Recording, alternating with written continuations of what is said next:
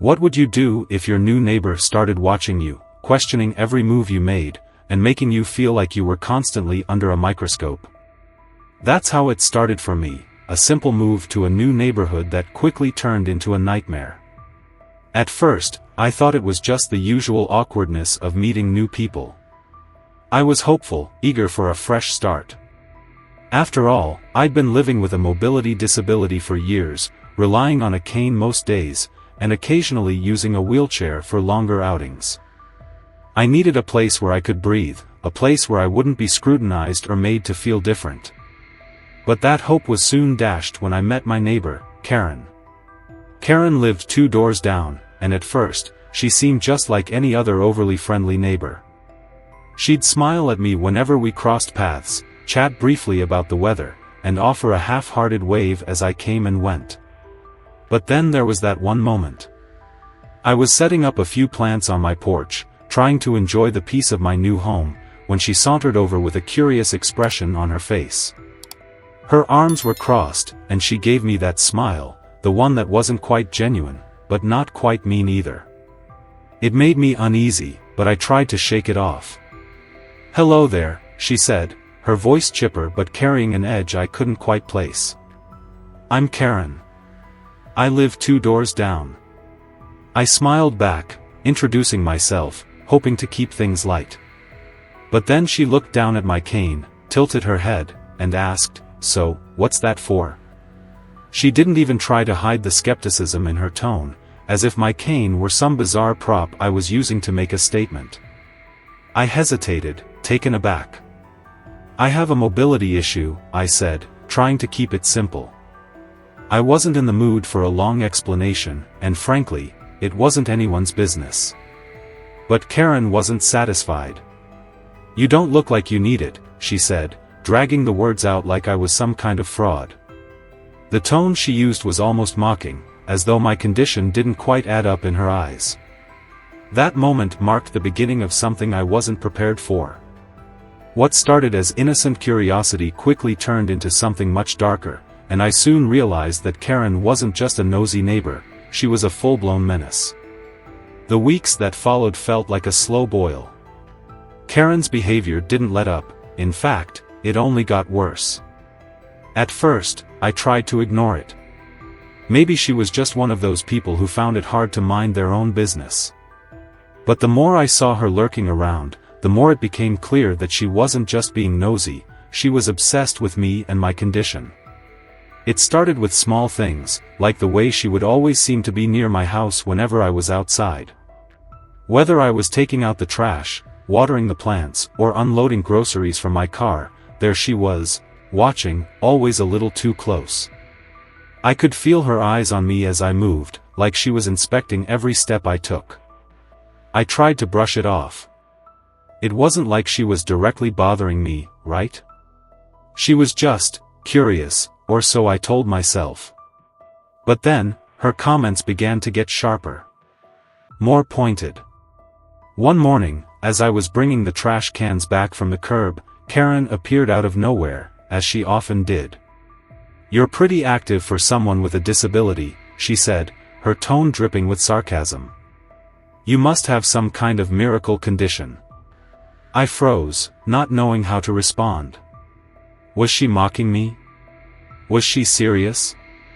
I didn't know. "Excuse me?" I said, trying to keep my voice steady. She didn't seem to notice how rude she sounded. "I mean," she continued, gesturing toward my cane, "it's just odd. One day you're walking around with that thing, and the next you're carrying groceries like nothing's wrong. It doesn't add up." My heart started racing. How did I even begin to explain my condition to someone like her? I wanted to scream, to tell her that not all disabilities are visible, that my mobility could vary depending on the day. But I simply said, "Disabilities don't work the way you think they do, Karen." I bit back the frustration bubbling inside me. "I don't owe you an explanation." But Karen wasn't done. She smirked, like she'd caught me in some grand lie, and walked away, leaving me standing there, shaking with anger and disbelief. That was the moment I realized something was terribly wrong. She wasn't just curious, she was actively trying to make me feel like I didn't belong. Over the next few weeks, her presence became inescapable. She would appear at the oddest times, always watching me as if I was some kind of specimen to be examined. If I was walking to my car or carrying something into the house, her eyes would follow me, narrow and critical. I could almost hear her thoughts, questioning every move I made, wondering if I was faking it all. The worst part was that her strange, intrusive behavior was starting to have an effect. Neighbors who had once smiled and waved now looked at me with skepticism. I could see it in their eyes, their doubt. They'd whisper when they thought I wasn't listening, casting sideways glances like they were unsure of who I was or what I was really capable of. I didn't want to believe it, but I could feel the walls closing in.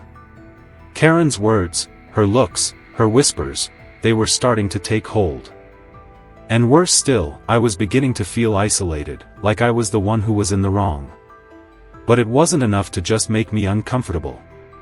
No, Karen wasn't satisfied with merely whispering behind my back. She was determined to make everyone else see me the way she did, as a fraud. It all came to a head one afternoon when I ran into one of my neighbors, someone I thought I could trust. She pulled me aside with a concerned look on her face and asked, "Is it true you don't really need that cane?" I felt my stomach drop. The rumors Karen had been spreading had reached my doorstep. That question was a direct result of her lies. It wasn't enough for her to make me feel self-conscious, now she was turning my own neighbors against me, planting seeds of doubt in their minds. I was mortified, but I refused to let her see it. I gave her a tight smile and walked away, my heart heavy in my chest. But the real gut punch came the following weekend. I was outside, enjoying a rare moment of peace, when I noticed Karen standing across the street, watching me. I didn't think much of it at first, she often stood there, staring at me like she was waiting for something, but this time, I felt an ominous weight behind her gaze. And then, without warning, she raised her phone and started filming. "Caught you," she called out, her voice loud enough for the entire neighborhood to hear. "Caught you walking around without that cane of yours. Guess you don't need it after all." I froze. My heart slammed in my chest as I stood there, caught between shock and fury. She was trying to turn me into some kind of spectacle, to prove to everyone what she had been accusing me of all along. For a brief moment, I couldn't even find the words. But I managed to call out, my voice steady despite the anger roiling inside me. "What are you doing, Karen?" I asked, trying to keep my composure. She didn't even flinch. "Oh, don't mind me," she said, her voice sweet as honey, but dripping with malice. "I'm just documenting something interesting, you know, for the neighborhood." I was so angry I could hardly think straight. She wasn't documenting anything. She was harassing me, plain and simple. "You mean harassing me in my own backyard?" I shot back, my voice now full of heat. Karen laughed, her smug smile never faltering. "Please," she said, rolling her eyes. "I'm just making sure everyone knows the truth. You've been playing the victim, walking around with that cane, pretending to be disabled. But look at you now. No cane, no problem." I wanted to scream at her, to tell her that my condition wasn't a simple on or off switch. That some days were better than others, and that I didn't owe her or anyone an explanation for how I lived my life. But before I could say anything else, a voice interrupted the exchange. "Is everything okay here?" I turned to see Emily, the neighbor who had stepped in before, walking toward us with a look of concern on her face. At that moment, I realized something, I wasn't alone anymore. And for the first time since Karen had started her harassment, I wasn't the only one who saw what was really going on. With Emily standing beside me, it felt like I had a shield against Karen's cruel behavior. She might have been filming, but the truth was already beginning to come to light. And no matter how hard Karen tried to twist the situation, the neighborhood wasn't buying it anymore. The confrontation with Karen marked a pivotal moment, but it didn't end there. The tension in the neighborhood only grew, and Karen's harassment took an even darker turn. Her obsession with exposing me reached new heights, and it felt like there was no safe space left. What had once been an unpleasant nuisance now became a relentless pursuit to ruin my reputation and make me feel small. She wasn't just watching anymore, she was actively trying to destroy my life. It wasn't enough for Karen to film me in my own yard or spread rumors behind my back. No, she had to escalate it further. One afternoon, as I was walking up my front steps, I noticed something that made my blood run cold. The front door of my house had been tampered with. My heart skipped a beat as I realized that my wheelchair, my primary mobility aid, was gone.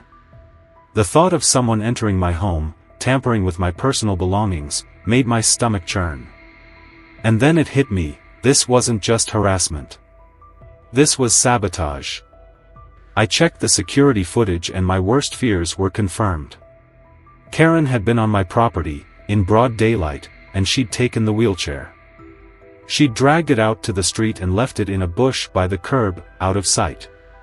It was nothing short of an act of cruelty, an attempt to make me feel helpless. And the worst part?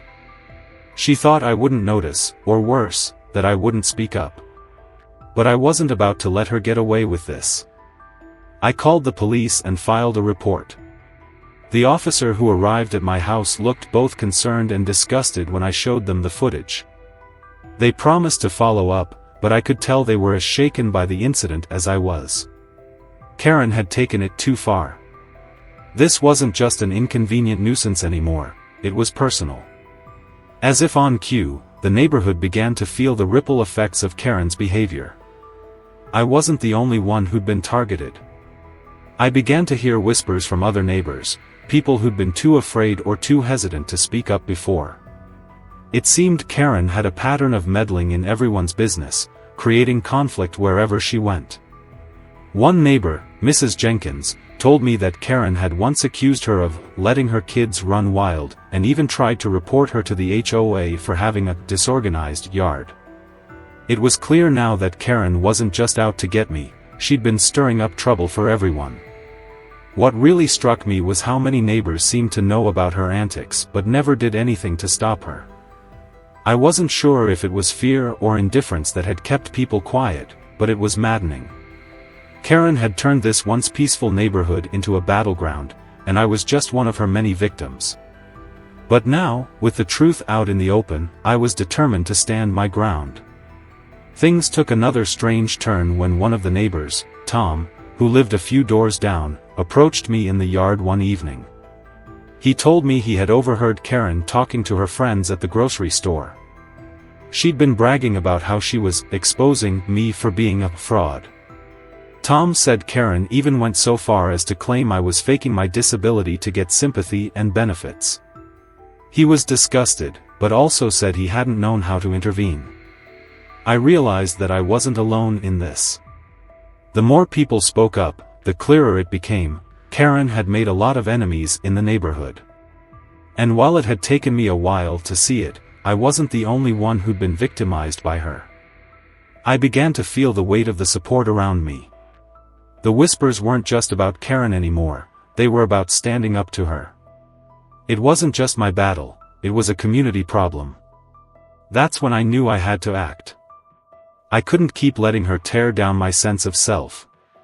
The next time Karen approached me, this time in my driveway, I was ready. She came over with that same smug smile, her eyes gleaming with a mix of false sympathy and superiority. Still pretending, she asked, looking me up and down like I was some sort of imposter. I stood up straighter, refusing to be intimidated.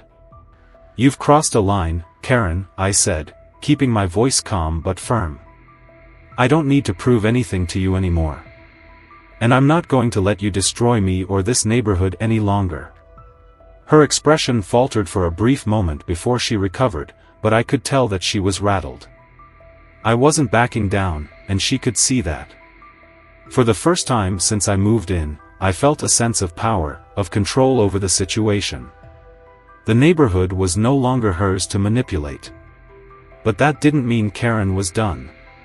Not by a long shot. I could see it in her eyes, she wasn't going to let this go. But I was done letting her make me feel powerless. The community had seen through her. And if I had to keep standing up to her every step of the way, I would. For the first time in months, I wasn't afraid anymore. And I wasn't going to let her win. The moment I stood my ground against Karen, something shifted. It was as if the neighborhood had collectively held its breath, waiting for someone to take action, to call out her behavior. And I had. But I knew that the battle wasn't over. Karen wasn't the type to back down. She had too much pride, too much venom to just let this go. I could feel it in my bones, she was going to retaliate. I wasn't sure how or when, but I knew she wouldn't let the community unite against her without a fight. The first hint of her retaliation came a few days later, when I woke up to find a letter taped to my front door. It wasn't an official notice or anything that seemed innocent. No, it was a threatening letter, handwritten and signed, unmistakably from her.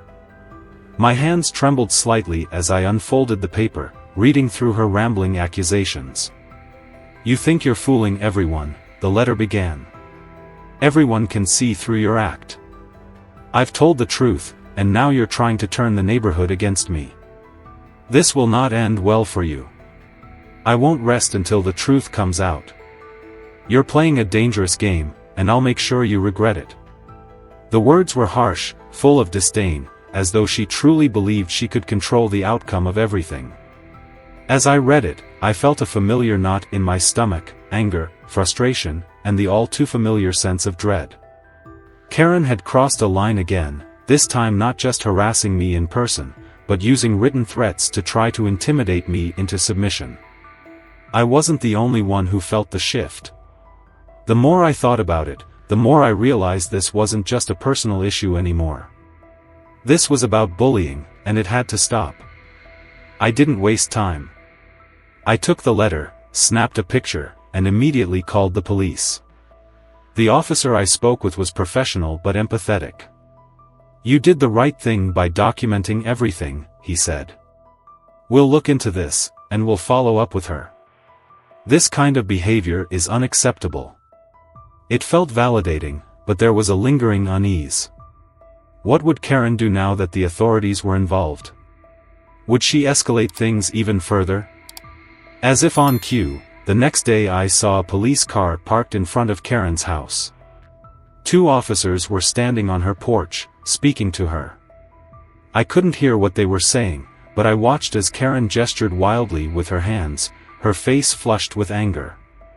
She wasn't taking this well, I thought to myself. I could practically see the wheels turning in her head, plotting her next move. And then, there it was, she handed the officers something, probably the letter she'd sent me, and the officers nodded, speaking calmly but firmly. After what felt like hours, the officers walked back to their car, leaving Karen standing on her porch, fuming. I knew this wouldn't be the end of it, though. Karen wasn't the type to back down from a challenge. I could only imagine the storm she was brewing in her mind. But as the officers drove away, I felt a sense of relief. For the first time in a while, I had an ally in this fight. The police were taking her seriously, and they were going to make sure her actions didn't go unchallenged. That evening, Emily stopped by to check on me. Her eyes were full of concern, but there was a hint of something else, satisfaction, almost as if she too felt a weight lifting from her shoulders now that Karen was being confronted by the authorities. "Did you see the police at Karen's house?" she asked, her voice soft but with a note of triumph. "I did," I replied, trying to keep my emotions in check. "I filed a complaint." Emily's smile was reassuring. "I'm glad you did. Karen needed to be put in her place. I can't believe how far she's gone, trying to ruin your life like this. She's not just meddling, she's dangerous." I nodded in agreement, the gravity of the situation settling in. This wasn't just about petty neighborhood drama anymore. This was about someone who was actively trying to destroy me, and that kind of malice had to be stopped. But Karen wasn't done. I knew that. She couldn't stand to lose control, and her pride wouldn't let her just accept defeat. The very next day, I received another surprise. A small, sealed envelope was waiting in my mailbox. My heart skipped a beat as I tore it open, but this time, the letter inside wasn't from Karen, it was from the HOA. My stomach dropped. The letter was a formal notice, informing me that I had been reported for a disruptive presence in the neighborhood and that multiple complaints had been filed against me. My first thought was pure disbelief. Karen had taken things even further by enlisting the HOA to back up her claims. She had weaponized the organization against me, fabricating complaints about my disruptive behavior and accusing me of violating neighborhood standards. This was a new low. I stared at the paper in my hands, my anger bubbling to the surface again. I couldn't let this slide. Not this time. I had to fight back. I knew the HOA had to investigate any complaints that were made, but I also knew it was my word against Karen's. The last thing I wanted was to feel like I was under investigation in my own home, to be treated like a criminal because of her lies. So, I made a decision. I was going to gather my own evidence, to ensure that I could show that I wasn't the problem, Karen was. I reached out to Emily and others in the neighborhood who had witnessed Karen's increasingly erratic behavior. I even spoke to Mr. Thompson, who had lived here long enough to remember all the chaos Karen had caused in the past. He was eager to help, sharing his own stories of how Karen had caused trouble with the HOA before, stirring up conflict and falsely accusing neighbors of all kinds of nonsense. As the pieces started to come together, I felt the weight of the community behind me. The next HOA meeting couldn't come soon enough. It felt like the moment of truth, the final showdown. I wasn't going to let Karen get away with this any longer. Not when the entire neighborhood had already seen through her act. It was time to take control and show everyone who the real troublemaker was. I was done being the target of her cruelty. The neighborhood was done too, and it was about time we all stood up to her. The HOA meeting was everything I'd hoped for and more. Karen didn't know what hit her. Armed with evidence, emails, photos, and testimony from neighbors who had witnessed her manipulation and harassment, I stood before the board and shared my story. I wasn't just fighting for myself anymore. I was fighting for everyone she had wronged in this community, and for the people who, until now, had been too afraid to speak up. Karen's face went pale as one by one, neighbors testified against her.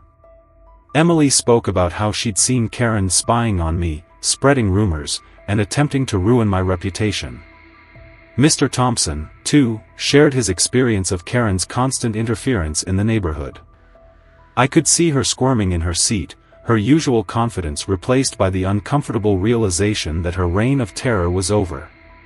When it was all over, the board voted unanimously to remove her from the HOA board, and soon after, she was officially banned from meddling in the community's affairs.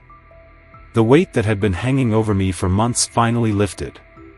For the first time in a long while, I felt a sense of peace. I wasn't just free from her harassment. The entire neighborhood was liberated from her toxic influence. But it wasn't just about her defeat. What happened after Karen was gone was nothing short of a transformation. The atmosphere in the neighborhood changed. Neighbors who had once kept to themselves started to reach out. I found myself invited to more social events, a part of the community in a way I hadn't experienced before. People apologized for not standing up sooner, and for the first time since moving in, I felt seen and validated. The final twist came when I received a note from one of the neighbors. It was a small but meaningful gesture, a simple thank you for standing up to Karen, and a promise that things were different now. The sense of unity that followed her departure was palpable, and it reminded me of something important. Standing up for what's right can bring about change, even in the most difficult of circumstances. But as much as I had gained, I couldn't help but wonder, how many other neighborhoods are still held hostage by people like Karen? How many others are stuck in situations where fear silences them, where a single voice can make all the difference? Have you ever felt powerless against HOA rules, or faced a Karen who tried to control your life? Share your experiences below. Let's see who had it worse.